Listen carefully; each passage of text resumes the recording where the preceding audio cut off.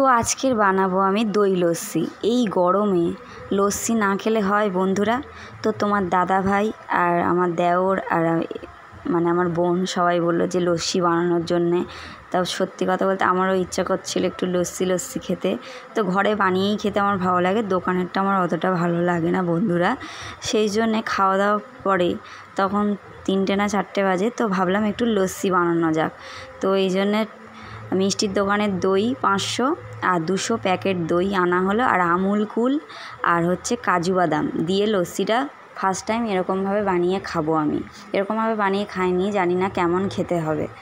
তো আগে তোমার ফ্রিজে বরফ জমাতে দিয়েছিলাম, কিন্তু বরফটা মানে কম সময়ের মধ্যে দিয়েছিলাম বলে বাড়িতে আর জমেনি।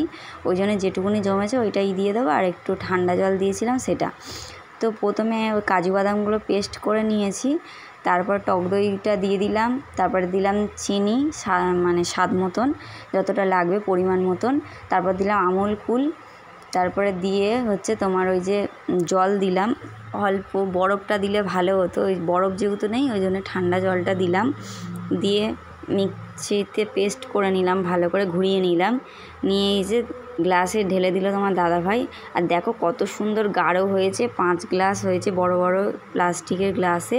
আর খেতেও বন্ধুরা দারুণ হয়েছে, হেভি লেগেছে। এরকম কাজু দিয়ে, কাজুটা গালে পড়ছে তো খুব ভালো লাগছে। তোমরাও বাড়িতে বানিয়ে খাও, তোমাদেরও ভালো লাগবে বন্ধুরা। টাটা।